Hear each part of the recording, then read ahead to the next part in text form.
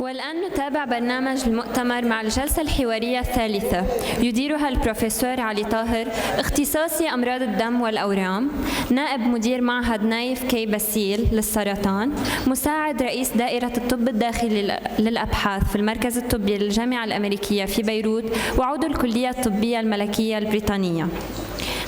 وعنوانها Establishing a network of collaborative centers and programs for childhood cancer.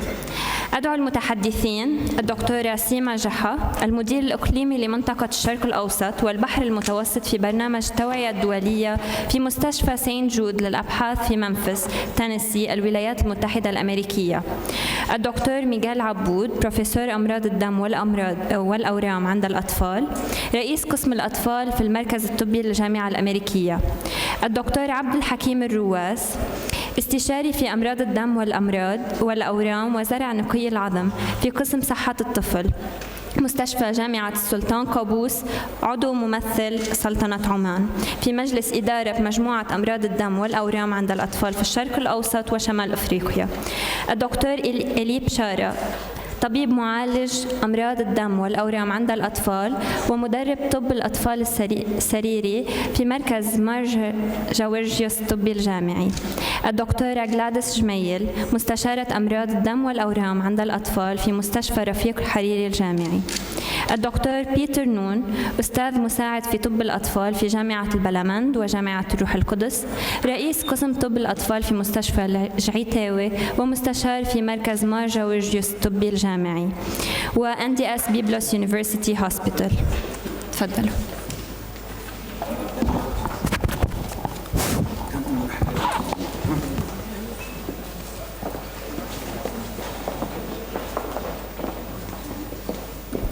Good afternoon, everyone, and welcome back from lunch for those of you who made it back. So it's a pleasure to be here today at this conference and address you all, and I thank the organizing committee for inviting me. I have several slides, but I will be going through them very quickly, and you can ask me questions about some specific slide that I might skip through at the end, as you are interested.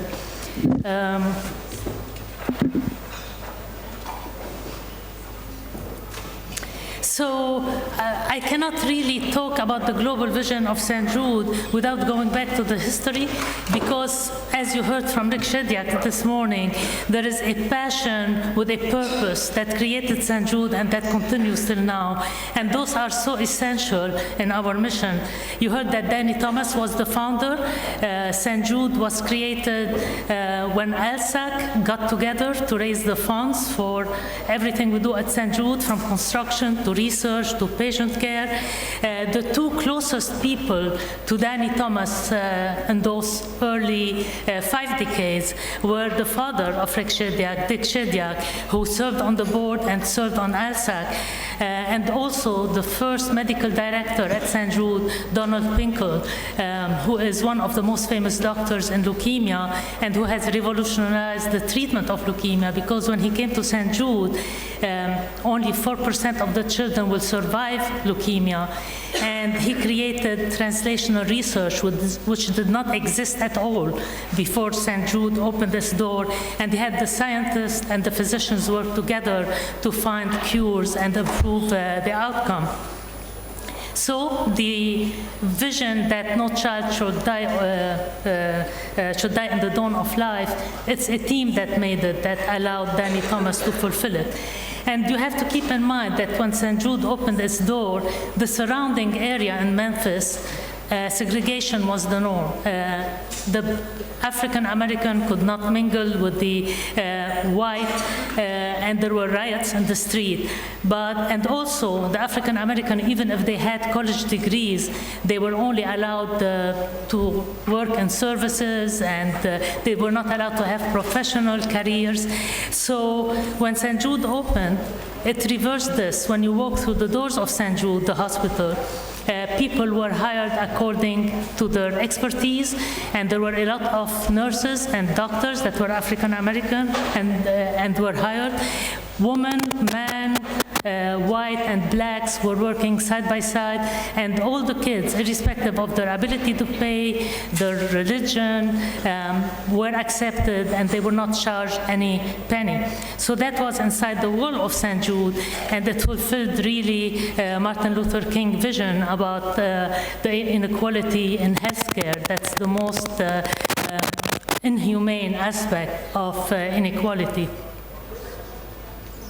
So this passion continued, and you see Danny and Dick going through the decades with as much energy as they started with. And then Rick took over, and we were worried that he would not have the energy of his dad, but thank God he does. And St. Jude continues to grow. You see here Rick with Marlo Thomas, which is in the Thomas family. So it's still like a family business with the heart that's in it, but it's a big enterprise with a lot of growth. So ALSAC raises the fund and asks us just to do our research without worrying about the expenses, and they want the family to take care of the children without worrying about the expenses either. And as you see here, when we started, as I mentioned, only 4% of the children will survive leukemia. All those protocols were designed by Dr. Pinko, and you can see the progress that we have made, and now the latest protocol, Total 16, had just closed, and the survival is 94%, 2% higher than the prior protocol. So we continue to make progress, but our vision is no child should die in the dawn of life, not only in Memphis, everywhere. So we really went outside Memphis, and we reached out in areas around us, especially in areas within the US where the centers did not have the resources that are available within St. Jude and Memphis. And we kept having more and more affiliates, and now we have 9 affiliates in 7 different states, and we keep building capacity and training and helping them with the care of their patients so that the care that they provide is the same standard as the care provided at St. Jude. This sounds great. We are expanding. We're covering a long area. Is this enough? What does it mean to children really in general with cancer? You can see here that 81.5% of the children with cancer live in low-income countries. This means that really we are touching only the iceberg of the patient in need of us.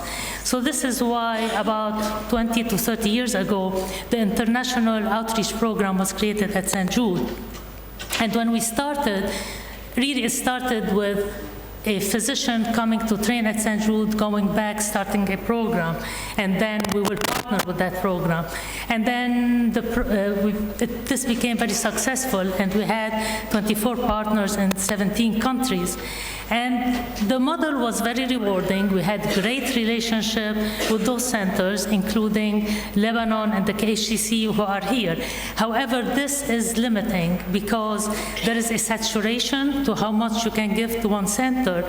And then when you work with a center and twin with them, you cannot really affect the good utilization of all the resources in the region. Most importantly, drug procurement, healthcare policy. So you are not, and this was discussed this morning in the panel, like how can we overcome this? So we are moving from the twinning program to a more regional program that allows cross-fertilization. So this is the map of all our partner sites. You can notice that most of them are either in Latin or Central America or in China, and this is where the fellows came, trained, and then went back home.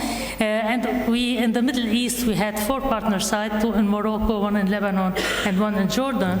And you can see the area in the middle that's so, where we were having relationships with you all know that, we were visiting, etc., but there was no formal interaction and capacity building with those countries. So in May 2013, here in Beirut, most of you who are in the room participated at this meeting where a poem group was formed for pediatric oncology in the East Mediterranean. You can see the countries that are involved, 23 of them. And you formed a group so that there is a regional group that's formed a network, study the priority of the region because it's a very diverse region that has countries with higher income income, countries with lower income. And the idea is that you can work hand in hand with St. Jude, so together we can be more efficient in reaching out to all the region. So you can see now that the map expanded to where hopefully we can affect children with cancer. And what's interesting, what Carlos Galindo, who couldn't be here, my boss at Global Health, what they say at St. Jude is that in Mexico, Oaxaca, and China, we already have a regional network that have common protocols that are working together. But those formed by the different partners feeling the need to work together. And after they become our partner, they form this group, and we call it like down up. Whereas with poem, it's the reverse. You started up, and then you will go down, meaning to dissect and start working with St. Jude on the different area. And I think the future model will be similar to POEM in Africa, Russia, and Far East Asia. So it is a challenge. You all know we've been working on it over the last 3 years. But we have visited several centers. This is an MRD workshop that took place in 3 different countries, and we will continue to help. However, we came together, we are staying together, and we started to work together. But then at St. Jude, when we presented this to the board, it was very complicated. They were like, okay, what are you doing exactly? So over the last 2 to 3 years, we were working about the current strategy and how we can improve it, keeping in mind that in order to work together, we need data. In order to have the data and training, you need to move money across border, you need to move patient data across border, so you need to really know the laws of the countries, comply to the laws of the US, and as you know, this is complicated, especially that sometimes, especially in areas as unstable as the Middle East now, those laws and those governments can change between one day of the other. So we work with a lot of lawyers, with a lot of external advisor and consultant to create the current POEM and how St. Jude will be working with POEM and other regional networks to make them effective. And basically, that's our strategic plan for the next 5 years, working with all of you. So the problem identified is currently we're reaching 1 out of 10 children only, and we would like to be able to allow access to care to every child with cancer. And our goal is to do this through 3 main areas: by training the task force, developing strength in the healthcare and the delivery of care to the patient based on the resources of the country, but with an idea to continue improvement gradually, and also to advance the knowledge through research, because if we don't do research, and that doesn't mean just basic research, it's epidemiology, anthropology, all kinds of research, so that we can measure our progress and keep improving. So how are we going to do this? This will be implemented by 2 structures that are really distinct but very connected. One of them is the Department of Global Pediatric Medicine that was recently created, and it's just to focus on that, and we have regional director to take care of the different region and then reporting to Dr. Galindo Rodriguez.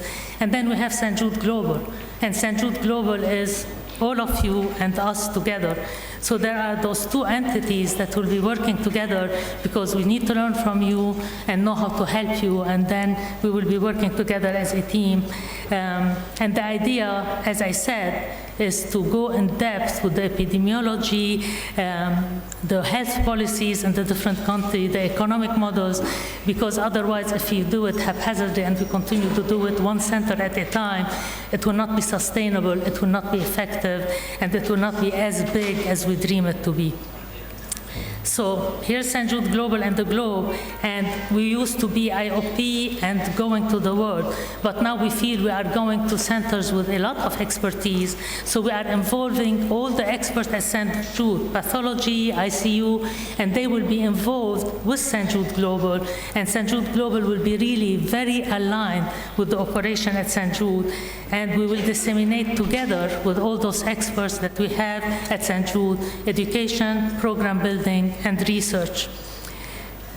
We might continue to partner with a site if it's in a specific location or it's on a specific project, that there is a site interested in a specific project and we are doing this. However, the approach would be that St. Jude Global will form alliances. So it will be a St. Jude Global Alliance, and those alliances will be in the different region.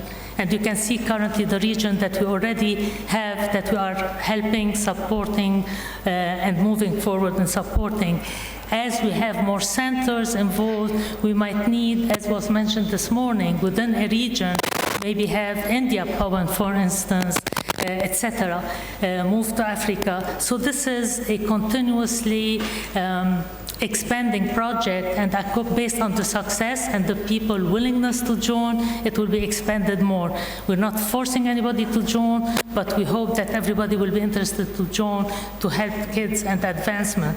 Of course, we cannot do it alone, even with all of you. So we need to all together reach out to the WHO, to SIOP, to the NCI, and to pharma to make sure that we all as a body are advocating for the kids in different regions and in the world. At the operational side, how would that work?